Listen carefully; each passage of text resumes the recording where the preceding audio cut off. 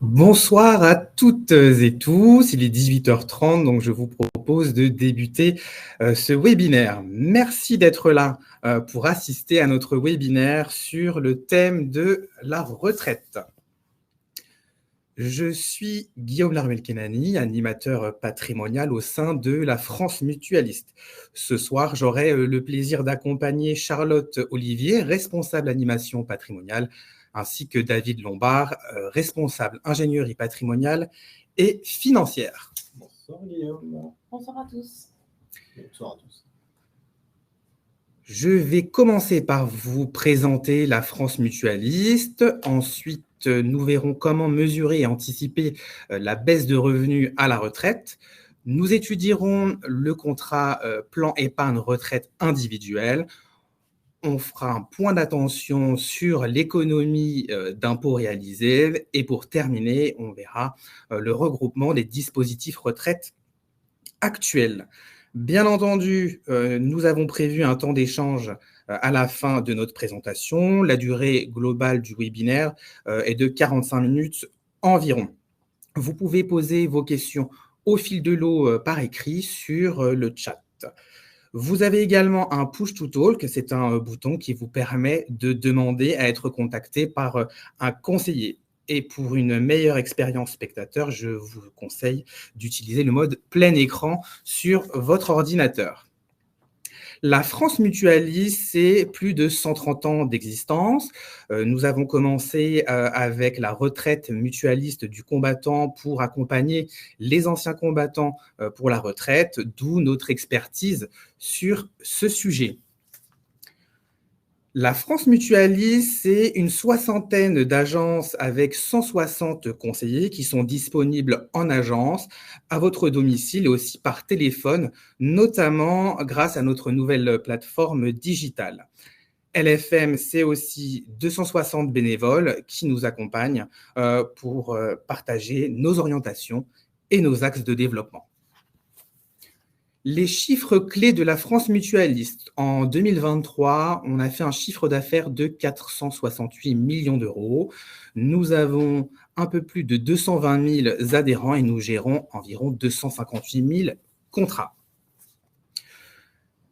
C'est 9,3 milliards d'euros d'actifs, 1,6 milliard de fonds propres et un ratio de solvabilité de 292%, ce qui signifie que nous couvrons plus de 2 fois nos obligations légales. Cette solidité financière et la bonne gestion de nos actifs nous permet de servir des rendements parmi les meilleurs du marché sur les fonds en euros, à savoir 3,70% net de frais de gestion sur notre contrat d'assurance vie, 4,30% net de frais de gestion sur nos contrats plan épargne retraite individuel et 4,20% pour le contrat de la retraite mutualiste du combattant. Je vous rappelle que nos contrats Axe Épargne 2 et LFM Perform sont accessibles à tous et sans frais. Grâce à tout cela, nous sommes régulièrement récompensés par la presse financière. À ce jour, on est en mesure de proposer une offre attractive. Pour toute première souscription d'un contrat d'assurance vie ou d'un plan épargne retraite, nous vous proposons des abonnements qui vont de 100 € jusqu'à 700 € d'abonnement pour les versements supérieurs à 70 000 €. Cette offre est conditionnée à un investissement à hauteur de 25% en unité de compte minimum, en sachant qu'un investissement en unité de compte comporte un risque de perte en capital. Désormais, on va rentrer dans le vif du sujet. David, peux-tu nous expliquer comment mesurer et anticiper la baisse des revenus à la retraite ? Oui, Guillaume, en tout cas, je vais essayer de répondre à cette question. Avant, effectivement, de mesurer et d'anticiper finalement la baisse de revenus, j'ai voulu revenir ici, finalement, sur quelque chose qui est assez important, c'est bien sûr le recul de l'âge de départ à la retraite.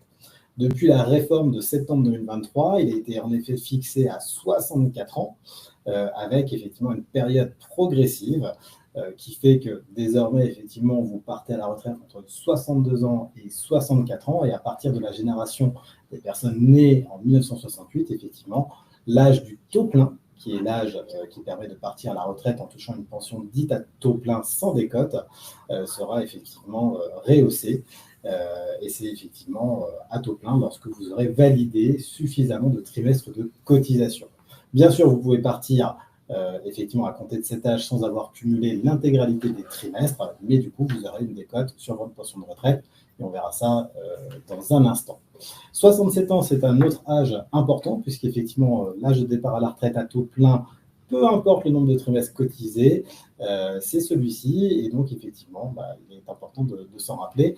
Enfin, la dernière information qu'on a voulu vous rappeler, c'est qu'à partir de 70 ans, votre employeur peut vous imposer, cette fois-ci en tant que salarié, de partir à la retraite.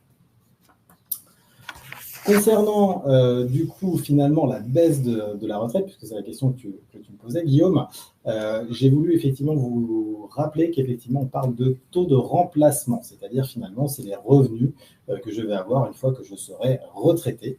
Et ce taux de remplacement, en 2023, est globalement de 75% pour un salarié non cadre et de 55% pour un salarié cadre. Alors, pourquoi je le cite? Eh bien, tout simplement parce que si vous n'avez pas loupé l'actualité, en tout cas de ces derniers mois, c'est bien sûr parce que notre système de répartition fait qu'aujourd'hui, ce taux de remplacement diminue et on devrait atterrir effectivement aux horizons de 2050 à un taux de remplacement de 64% pour les salariés non cadres et de 55% pour les salariés cadres. Donc, on comprend tout de suite la nécessité, bien sûr, de se constituer des revenus complémentaires en prévision finalement de cette période de vie. Et il va falloir anticiper des solutions qui vont permettre de repenser des équilibres financiers, de maintenir un niveau de vie équivalent à celui qu'on avait finalement quand on est actif, ses envies, bien sûr, et puis potentiellement vouloir transmettre son patrimoine. Le fait de baisser le revenu peut avoir un impact et c'est ce genre de sujet qu'il faut anticiper, tout comme celui de la dépendance. Merci David pour ces précisions. Est-ce que tu peux nous dire comment on peut calculer sa retraite? Alors oui, l'idée ici, ce n'est pas vraiment de vous faire une démonstration, mais bien de vous rappeler que finalement la retraite se construit autour de la retraite de base et d'une retraite complémentaire. Pour la retraite de base, tout simplement, on va prendre le revenu annuel moyen des 25 meilleures années. Donc ici, dans l'exemple, on a pris par exemple 40 000 euros, auquel on va appliquer le taux de retraite, qui est actuellement de 50%. Et là, c'était ce que j'indiquais tout à l'heure, c'est qu'effectivement, nous avons des trimestres cotisés qui vont compter finalement dans ce calcul de la retraite de base. Si j'ai bien tous mes trimestres, donc les 172 trimestres à compter de septembre 2023 pour les personnes nées après 1968, et bien dans ce cas-là, effectivement, j'ai un montant de retraite qui est de 20 000 euros pour l'exemple que l'on donne. Auquel va s'ajouter donc du coup la retraite complémentaire, cette fois-ci qui est calculée par points, et ce nombre de points, tout simplement, va avoir une valeur de service qui est au 1er octobre de 1,41 euros. Et les deux additionnés, finalement, permettent de déterminer la pension de retraite que je vais avoir.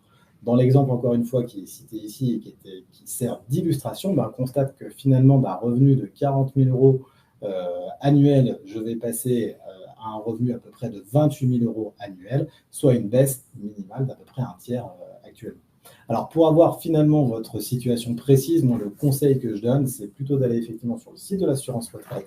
Vous pouvez déjà y télécharger votre relevé de carrière, vérifier si toutes les périodes, effectivement, elles sont bien indiquées. Et puis, vous pouvez surtout réaliser une estimation de votre retraite en faisant varier des fois quelques paramètres.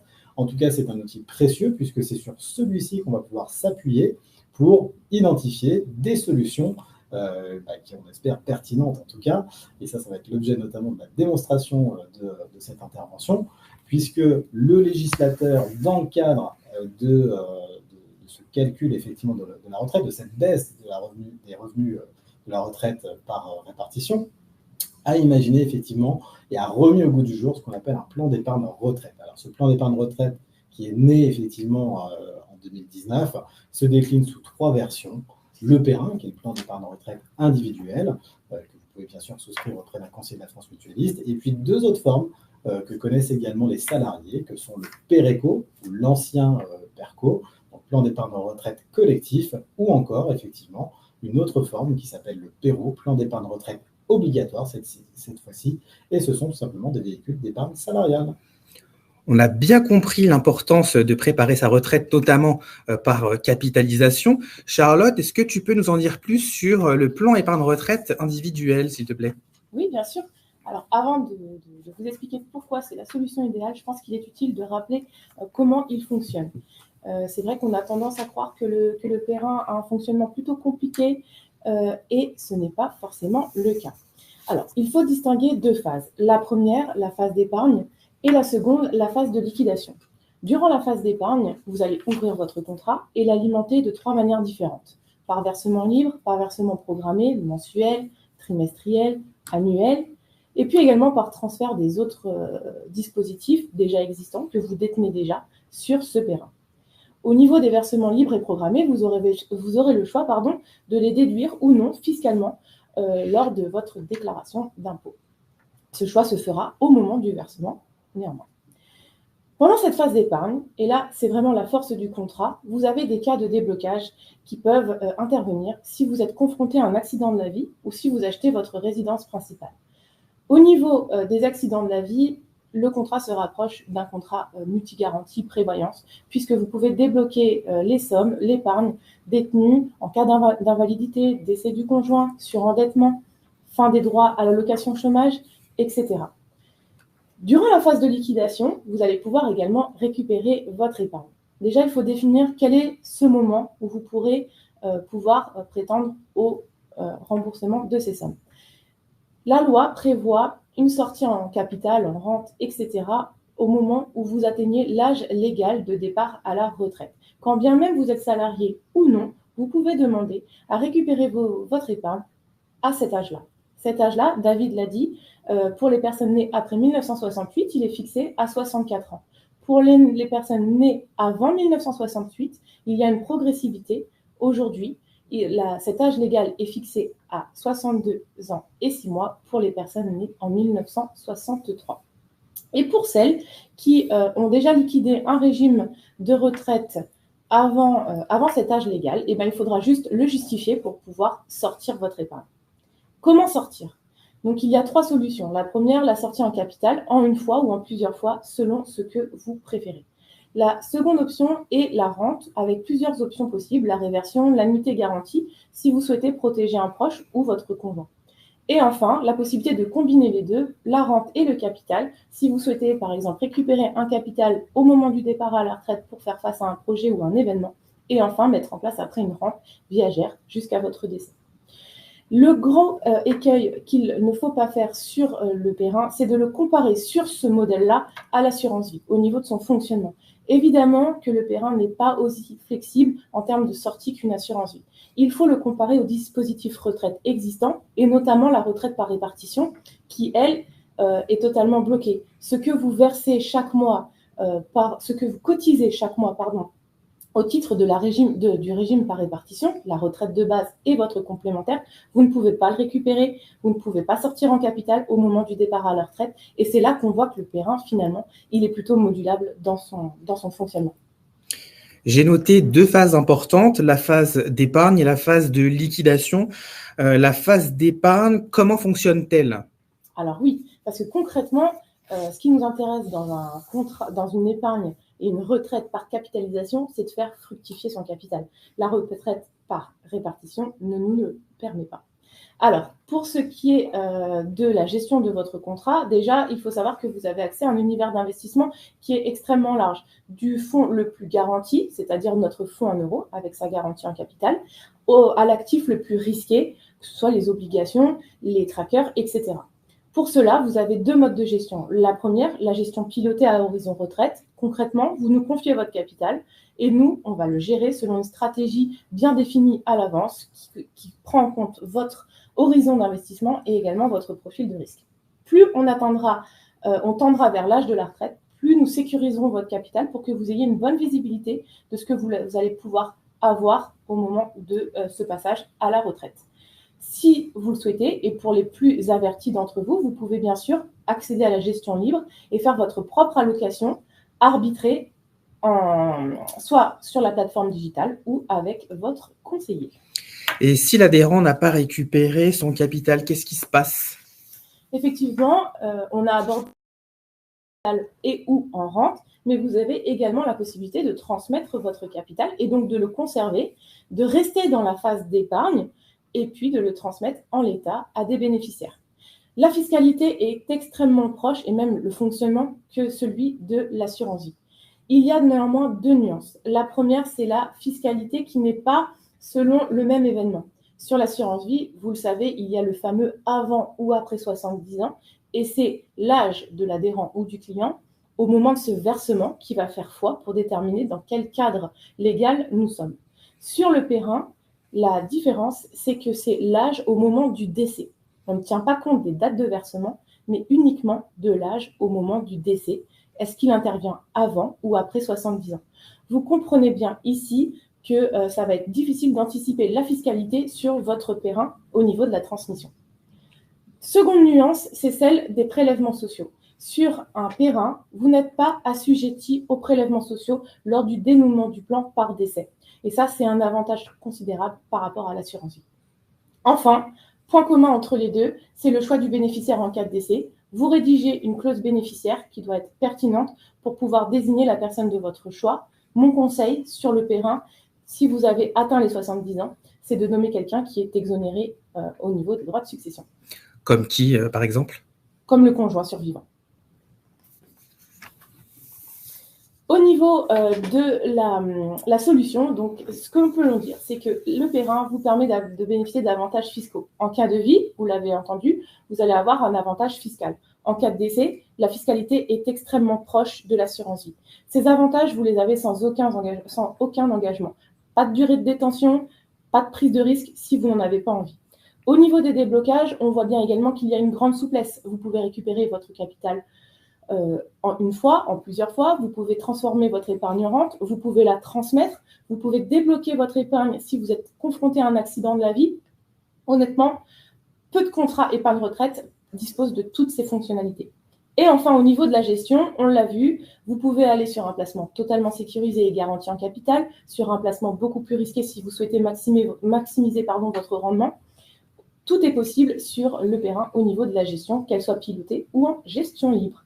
Pour résumer, oui, la solution idéale existe. Je pense que le périn nous permet de combiner pas mal d'éléments, un avantage fiscal, une sécurisation, une diversification, la transmission avec une fiscalité optimisée. Oui, le périn est une solution idéale pour préparer sa retraite. Merci beaucoup, Charlotte. Grâce à toi, on comprend bien que le périn, c'est un outil formidable. Cependant, on n'a abordé que brièvement l'avantage fiscal à l'entrée de ce contrat.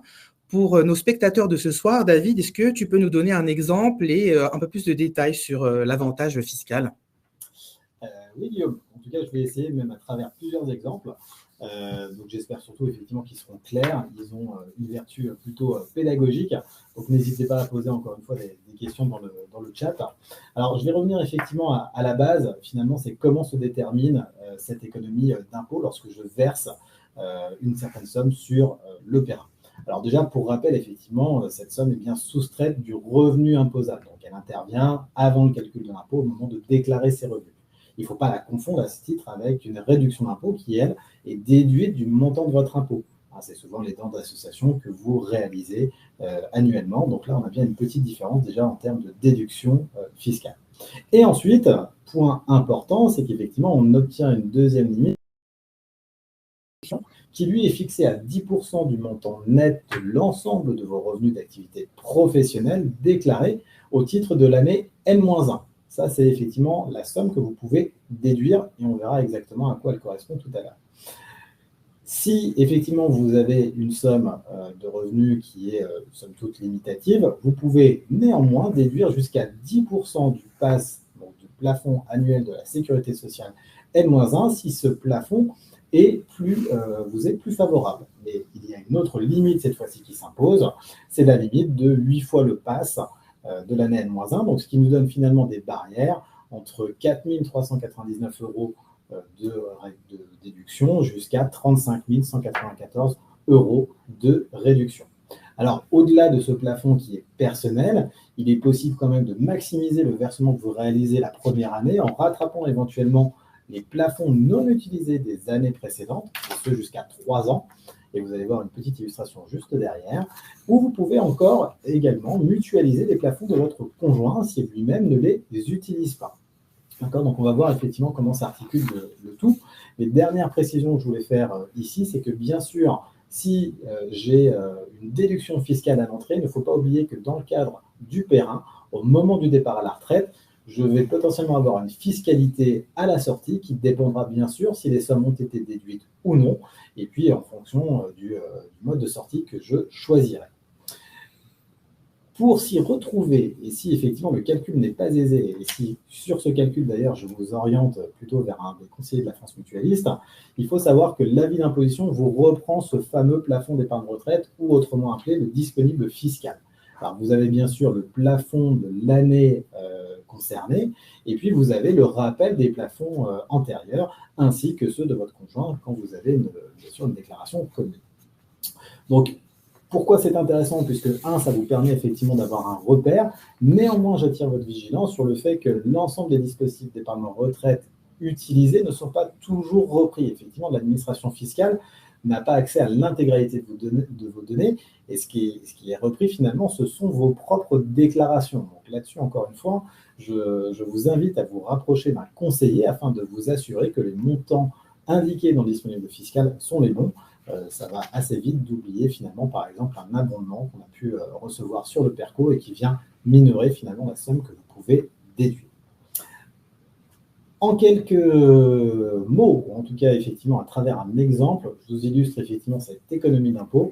J'ai pris la situation d'un célibataire sans enfant qui déclarait à peu près 50 000 € de revenus et qui effectuerait du coup un versement de 4 000 € sur son contrat.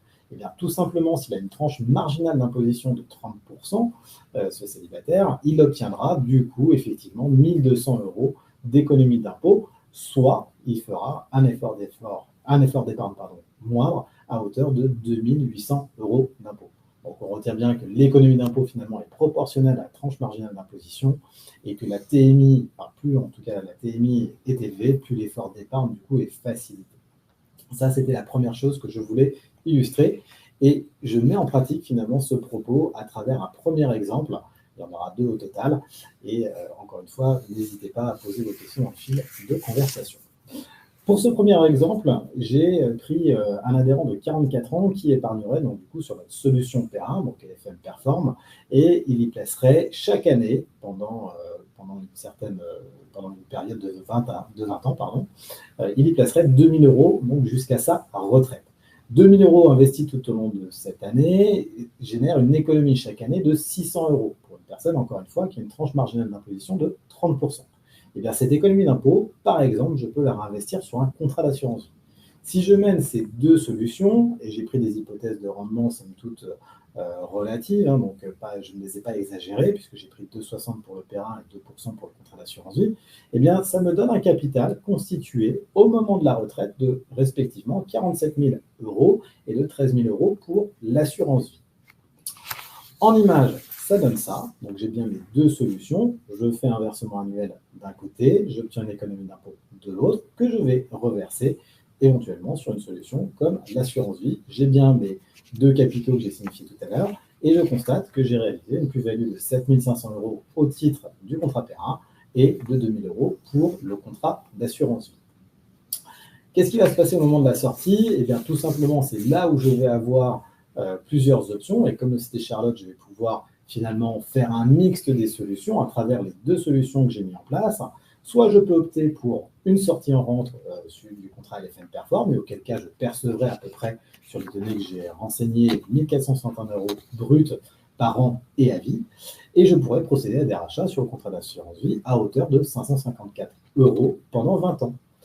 Autre solution que l'on peut privilégier éventuellement, c'est sortir sur un capital fractionné du contrat LFM Perform et cette fois-ci percevoir 2 378 €, sachant que cette épargne qui est fractionnée et qui sort au fur et à mesure va en plus me permettre du coup de générer encore une fois un petit peu d'intérêt et me permettra in fine de transmettre 5 000 € aux bénéficiaires désignés dans la clause du contrat.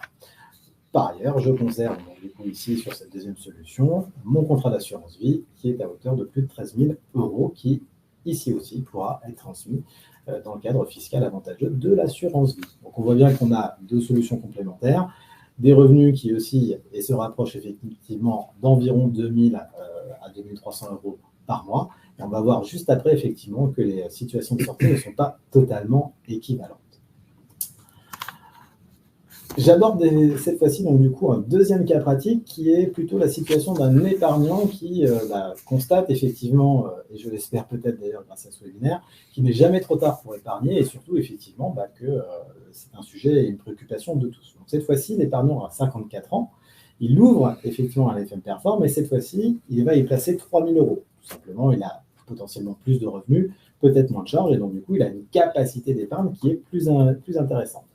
La première année, ces 3 000 euros vont être investis sur les FM Perform et vont permettre de dégager, toujours s'il a une TMI à hauteur de 30%, 900 euros d'économie d'impôt. Et cette fois-ci, cette économie d'impôt, au lieu de m'investir sur un contrat d'assurance vie, je vais tout simplement maximiser l'effet défiscalisant de mon terrain, c'est-à-dire que je vais réinvestir cette somme de nouveau sur mon contrat et du coup, je vais optimiser l'effet que j'ai généré et j'aurai un effort d'épargne totalement constant. Toujours avec une hypothèse de rendement de 2%, vous allez voir qu'au bout de 10 ans, finalement, j'arrive à me constituer 45 000 euros d'épargne que je pourrais récupérer, pour exemple, effectivement, avec un capital fractionné à hauteur de 20 années. Et du coup, je pourrais dégager 1 600 euros de revenus annuels supplémentaires qui, cette fois-ci, seront taxés et réintégrés au titre de l'impôt sur le revenu. Ce fractionnement me permettra néanmoins de régénérer de nouveau à peu près 11 000 euros de capitaux transmissibles, toujours dans un cadre fiscal avantageux. Une vision un peu plus simple, et pour réexpliquer mon propos, donc à travers un tableau, j'ai bien en année 1 mon versement, donc en haut à gauche, de 3 000 euros, qui me génère une économie d'impôt de 900 euros, ce qui veut dire que l'année suivante, je vais verser non pas 3 000, mais 3 900 euros, qui vont me générer une économie d'impôt de 1 170 euros, et je vais procéder ainsi de suite pour arriver à mes 45 000 euros et réaliser d'ailleurs au passage une plus-value de 4 600 euros. J'ai mis un comparatif pour qu'on voit bien la différence entre les solutions entre le Perrin et l'assurance vie. Et cette fois-ci, effectivement, sur l'assurance vie, si je réalise des versements de 3 000 euros avec le même rendement, j'arrive à un capital de seulement 32 873 euros. Alors, on pourrait me dire, bien sûr, que c'est idyllique et qu'effectivement, le Perrin bat toutes les solutions. Pour être totalement transparent, j'ai fait bien sûr un comparatif un peu plus poussé qui est celui de la sortie des capitaux. Et là, on voit effectivement une différence assez nette au regard de la fiscalité. C'est-à-dire que si je choisis, comme je l'ai pris pour hypothèse, un rachat fractionné du coup sur 20 ans de mon terrain, j'ai bien une différence entre mon brut et mon net puisque les sommes sont réintégrées dans mon impôt sur le revenu. Donc je subirai, dans l'exemple ici, une taxation à hauteur de 30%, quand dans le cadre de l'assurance vie, j'aurai sans doute une exonération de la taxation. Finalement, quand on regarde ce petit tableau comparatif, on se rend compte quand même que c'est seulement au bout des 20 ans, ou plus précisément des 18 ans, que je retombe à peu près sur les mêmes capitaux au titre du Perrin et de l'assurance vie. Finalement, on constate que les capitaux sont taxés plus lourdement, certes, sur le Perrin que sur l'assurance vie, mais que néanmoins, le capital accumulé est plus important grâce au réinvestissement de l'économie d'impôt. Et c'est en ça que je vous dis ce soir, en tout cas, qu'il y a un vrai effet de levier du Perrin à utiliser. Et c'était ce que je voulais vous démontrer. En tout cas, j'espère avoir réussi à vous le prouver. Donc, en synthèse, et pour retenir, tout simplement, plus l'épargne est constituée tôt, moins l'effort d'épargne est important. C'était bien des situations entre mon épargnant de 44 ans et l'épargnant de 54 ans. On voit bien que les efforts d'épargne sont différents pour arriver à peu près au même capital constitué. La capitalisation, par contre, des intérêts ajoutés à l'économie d'impôt, bien sûr, issue d'un Perrin, optimise la solution. Et puis finalement, si je compare bien mes deux solutions, on voit la parfaite complémentarité entre le Perrin et l'assurance vie. Et je pense que j'en ai dit déjà beaucoup. Merci David pour ces informations précieuses qui nous permettent de bien appréhender la fiscalité du Perrin. Pour aborder le dernier point, Charlotte, est-ce que tu pourrais nous donner des informations sur le regroupement des dispositifs retraite actuels ? Oui, bien sûr, parce que qui n'a jamais été irrité d'avoir une multitude de contrats dans une multitude de banques ou d'assurances et de ne plus savoir ce que l'on a in fine pour constituer sa retraite ou tout simplement constituer un capital. L'idée, grâce à la loi Pacte, c'est de regrouper tous les contrats épargne-retraite, les anciens dispositifs ou ceux existants, sur le nouveau dispositif Perrin qui, lui, va comporter plusieurs compartiments. Comme vous pouvez voir ici, donc vous avez l'éligibilité de tous les contrats que l'on peut transférer et donc un périn, un seul et unique produit qui vous permet de tout combiner, mais toutefois de garder la fiscalité et les propriétés propres aux autres contrats grâce à ces compartiments. Mais est-ce pertinent de procéder à ces transferts? Eh bien oui, je dirais pour 4 raisons. La première, je l'ai abordée, un seul et unique contrat, c'est quand même beaucoup plus pratique, une gestion plus facilitée et puis également une visibilité sur ce que on va pouvoir avoir à la retraite en termes de capital. Deuxième chose, des cas supplémentaires de sortie anticipée. Alors, ce n'est pas le cas pour tous les anciens contrats ou les dispositifs existants, mais le périn, lui, a ces 4 propriétés que n'a pas tel ou tel ancien contrat. Vous avez donc 2 cas supplémentaires de sortie anticipée, et notamment l'achat de la résidence principale. Vous avez également la possibilité de sortir en totalité en capital, ce qui n'est par exemple pas le cas pour le PERP, l'ancien dispositif. Et puis, vous avez également la transmission de l'épargne accumulée sous forme de capital, ce qui n'était pas le cas, par exemple, encore une fois, pour le PERP, où vous deviez transmettre une rente.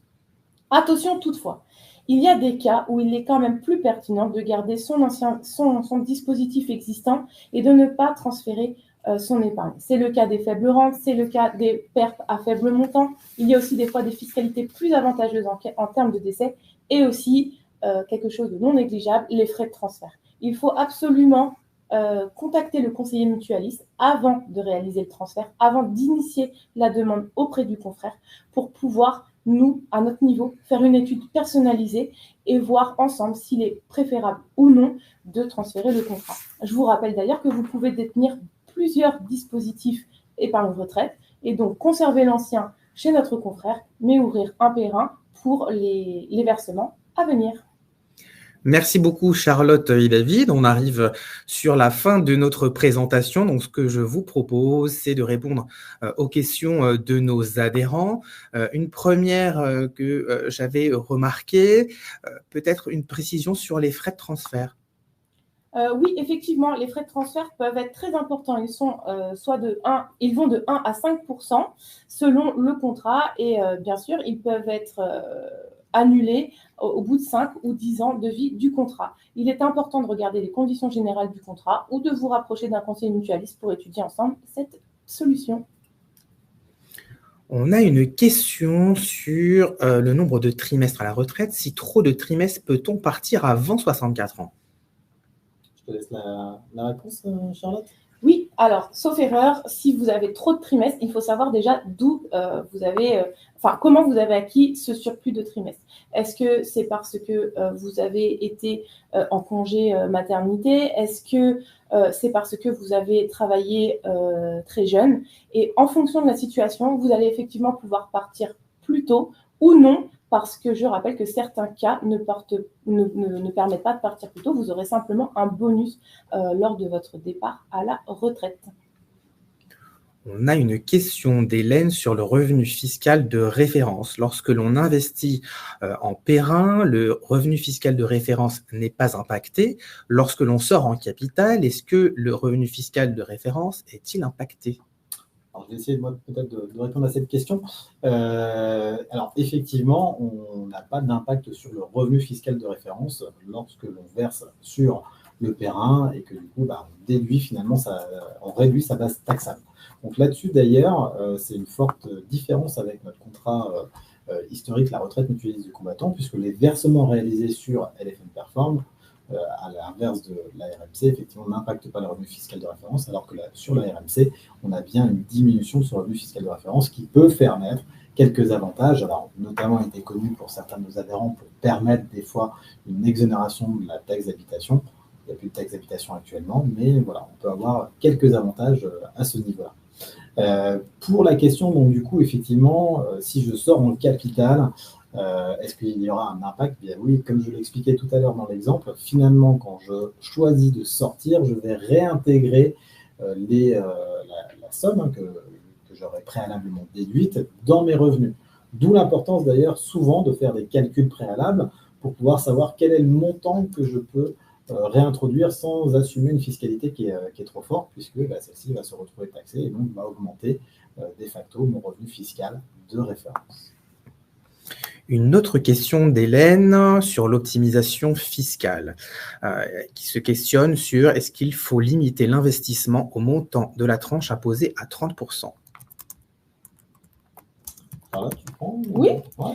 Alors, effectivement, c'est une bonne expertise de se dire que la déduction à l'entrée, quand on fait des versements sur un périn, n'est peut-être pas pertinente quand on a des revenus, enfin une TMI, une tranche marginale d'imposition à 11%. Effectivement, l'effet de levier est beaucoup plus important sur la tranche à 11 et sur les tranches d'après à ce sujet. Donc oui, je pense que pour optimiser fiscalement, il ne faut peut-être pas limiter, mais en tout cas réfléchir sur le fait qu'à 11%, il faut peut-être plutôt renoncer à la déductibilité à l'entrée pour avoir une fiscalité plus avantageuse lors de la sortie. La dernière question. On a une question de Hélène qui aimerait savoir, qui aimerait un peu plus de détails sur les conditions de récupération du PER en amont de la retraite. Je pense au cas de déblocage anticipé.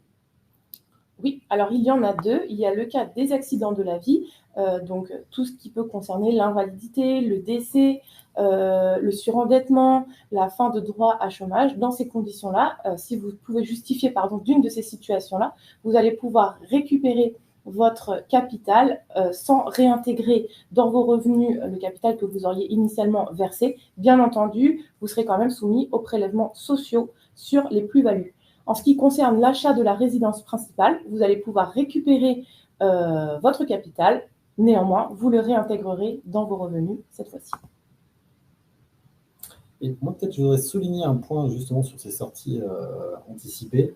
Il faut être vigilant, puisqu'on a souvent le cas de personnes qui veulent utiliser un cas de sortie anticipée alors qu'ils n'ont pas liquidé leur contrat, mais ils ont déjà fait valoir leur droit à la retraite.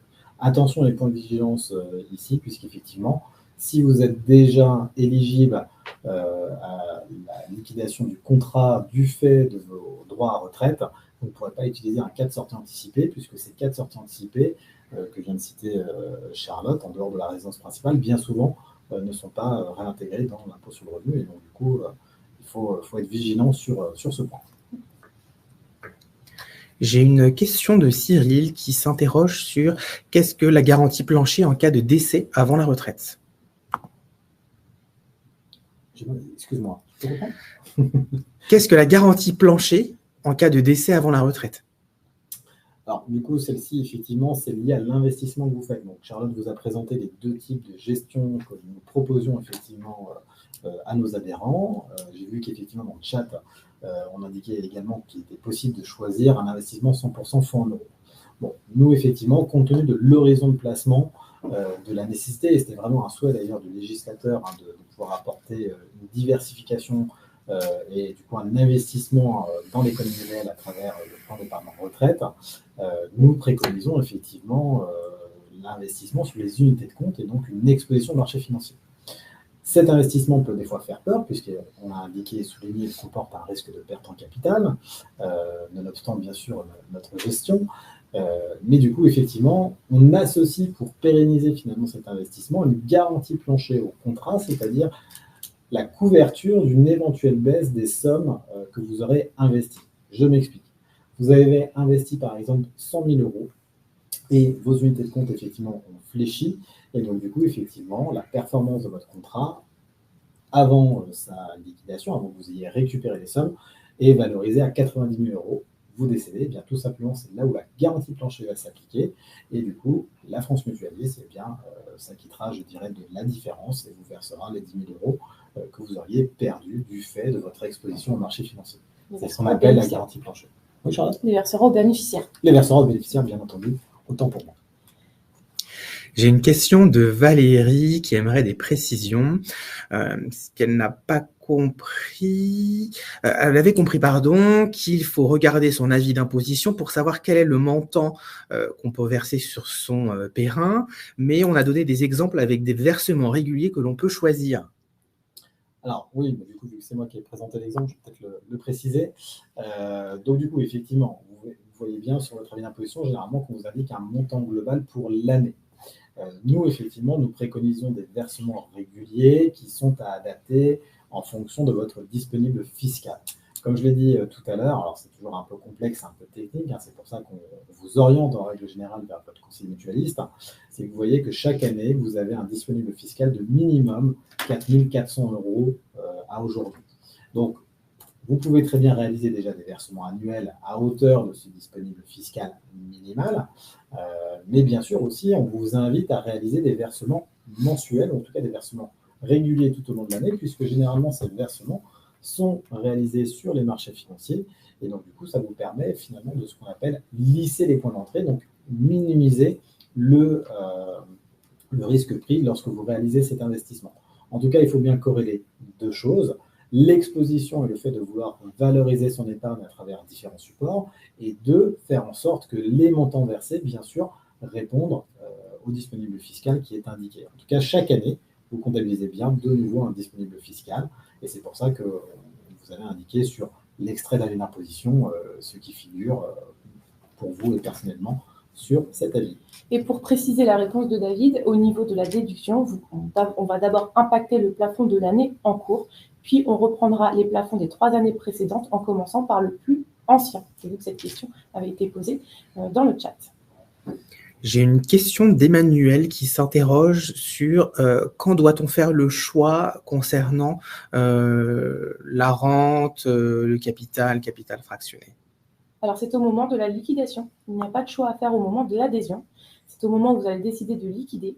Quand bien même vous avez déjà atteint l'âge de départ à la retraite, vous n'êtes pas obligé de liquider.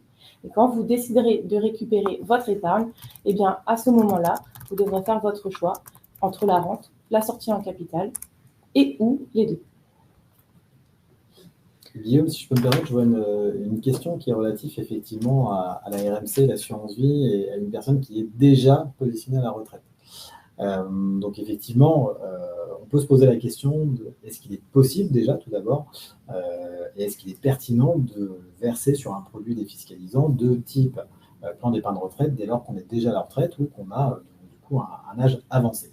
Alors c'est un peu un de mes chevals de bataille, et je vais vous expliquer effectivement en quoi ça peut être intéressant. Tout d'abord, on a essayé de l'évoquer effectivement à travers cette présentation qui était très orientée déduction fiscale et préparation de la retraite. Mais ce qu'on a oublié de souligner, c'est qu'effectivement, aujourd'hui, aucun texte n'interdit effectivement l'ouverture d'un contrat plan épargne retraite pour un adhérent qui aurait déjà fait valoir ses droits à la retraite. Alors ça peut paraître un petit peu paradoxal, mais pour moi, je pense qu'effectivement, dans l'esprit du législateur, il y a cette volonté finalement aussi de préparer ce que j'appelle un quatrième âge, c'est-à-dire préparer la situation de prévoyance. C'est-à-dire que bien souvent, on a une première étape de vie au moment de la retraite, située entre, on va dire, 60 à peut-être 75 ans, sur lequel tout se passe bien, et puis finalement, l'âge avançant, on peut avoir effectivement moins d'autonomie et puis avoir des besoins qui sont grandissants. Et je pense qu'effectivement, aujourd'hui, le législateur avait laissé cette porte ouverte de ne pas imposer d'âge limite de souscription, et que tant qu'effectivement on respecte bien la visée de plusieurs objectifs effectivement à travers l'investissement sur le terrain, bien, du coup on peut profiter effectivement de la déductibilité des sommes qu'on y a versées. Petit bémol néanmoins, on ne peut pas caler effectivement le disponible fiscal et donc du coup le montant du versement à hauteur de ces pensions de retraite. Cette fois-ci, on sera limité, et c'est bien prévu d'ailleurs dans les notices des impôts, on sera limité à 10% du PAS, donc c'est-à-dire à peu près 4 000 € par an au titre des versements, soit pour une TMI à hauteur de 30%, d'à peu près 1 000 € d'économie par an. Voilà. Encore une fois, ce qu'on met attention, et je dirais voilà, le warning qu'on met sur ce type de solution, et là où ça peut avoir moins de sens, c'est si vous menez l'opération uniquement dans un but fiscal. Si l'idée effectivement est de verser et vous exonérer de l'impôt, simplement effectivement par exemple de transmettre uniquement les capitaux et pas de préparer finalement une phase que vous anticipez, c'est là où ça peut vous être reprochable et où l'administration fiscale peut-être viendra frapper à votre porte. On va prendre une dernière question pour pouvoir terminer dans les temps. J'ai une question de Carole qui demande: est-ce que mon PER peut m'être restitué en totalité à ma retraite ou uniquement sous forme de rente? Alors, je vais prendre la question et je vais même la combiner avec celle de Laurent qui est juste en dessous. Oui, vous pouvez sortir en totalité en capital au moment du départ à la retraite. Et également, vous pouvez calculer, si vous souhaitez sortir en rente ou même en capital, quelle somme vous allez pouvoir percevoir. Les conseillers mutualistes sont à votre disposition. On a des outils de simulation qui nous permettent de faire des projections en termes de sortie, d'impact fiscal, que ce soit une rente, que ce soit un capital unique, que ce soit un capital fractionné. Donc, je vous invite à vous rapprocher de votre conseiller. Il est 19h15, nous devons terminer ce webinaire. Pour les questions qui resteraient en suspens, n'hésitez pas à cliquer sur le push to talk pour être recontacté par un conseiller. Je vous remercie d'avoir été nombreux à nous avoir accordé du temps et j'espère que ce webinaire a pu vous apporter entière satisfaction. Merci à tous, bonne soirée. Au revoir.